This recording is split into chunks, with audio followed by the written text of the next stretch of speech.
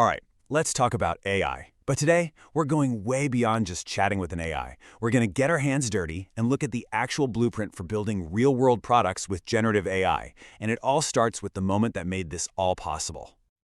You know, this quote just nails it, right? For years, AI was getting a little better, then a little better, and then suddenly, boom. They hit this invisible line, and the number of things we could actually build just exploded. This isn't just about better tech. It opened up a whole new world for engineers and creators like us. So to wrap our heads around all this, we've got a 5-part blueprint. We're going to start with the engine itself, this new kind of AI. Then we'll get into how to operate it, how to feed it knowledge, and even how to make it your own. And finally, we'll put all the pieces together on the factory floor to see how a real application gets built. Okay, first things first, let's look at the core technology. I want you to think of this as the powerful, all-purpose engine that's going to drive everything else we talk about. This right here, this is the huge shift. See, back in the day, if you wanted an AI to analyze sentiment, you'd build a model just for that, and it couldn't do anything else. A foundation model is totally different. It's been trained on this mind-boggling amount of data from across the internet, which makes it kind of a super intelligent text completion machine. You give it something, and its one job is to predict what comes next. But that simple idea, it's so powerful it can handle translating languages, writing code, summarizing documents, you name it, all from one single engine. So, you've got this incredibly powerful engine. But how do you control it, right? How do you get it to do the exact thing you want it to do? Well, for that, you need an operating manual. And in the world of AI, that manual is the prompt. And here's what's so interesting. A lot of people think writing a good prompt is about being clever with your words, like it's some creative writing exercise. But it's not. It's a systematic engineering discipline. The way you structure your request, the context you give, the examples you provide, all of it has a predictable, repeatable effect on what you get back. This example is just perfect. Look at the left. You ask a simple question, and the AI might give you a really boring, factual answer. Santa is a fictional character, but now look at the right. All we did was add one single example. This is what we call few-shot prompting.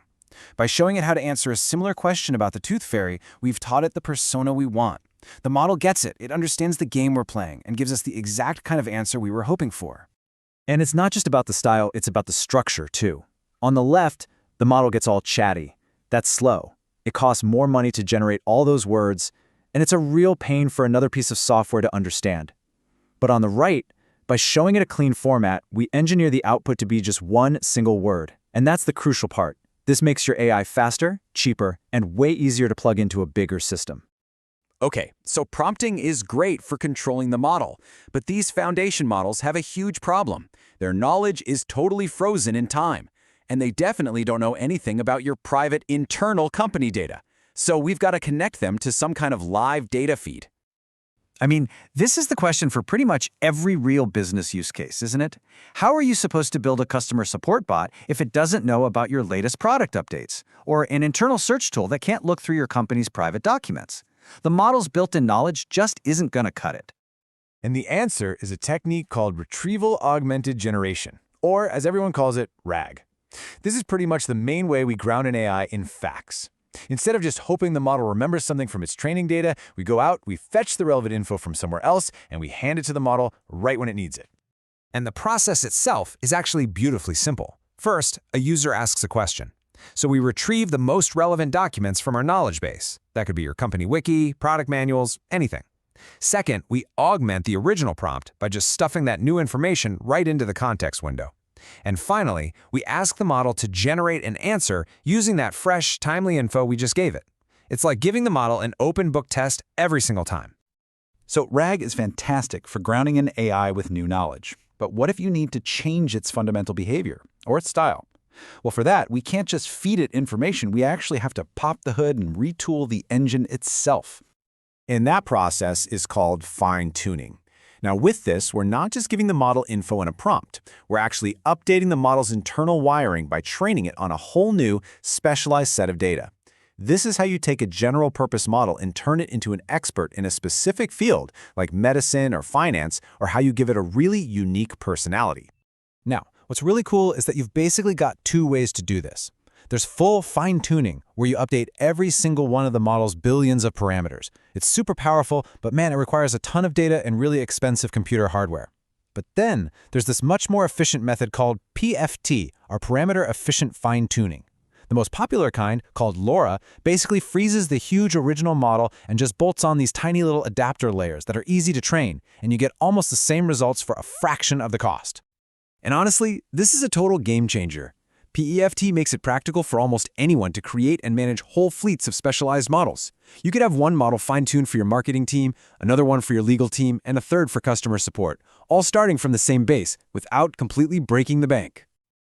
Okay, so we've been focused pretty deep on the model itself. For our final section, we're going to zoom way out, because a production-ready AI application isn't just a model, it's an entire factory with all these interconnected systems working together in harmony.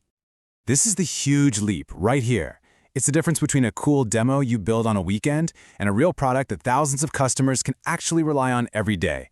And to get there, you have to stop thinking like a prompter and start thinking like a systems engineer. You need an architecture that handles safety, speed, reliability, the whole shebang. So a really solid architecture has a few layers. First, you enhance the context using that RAG technique we just talked about.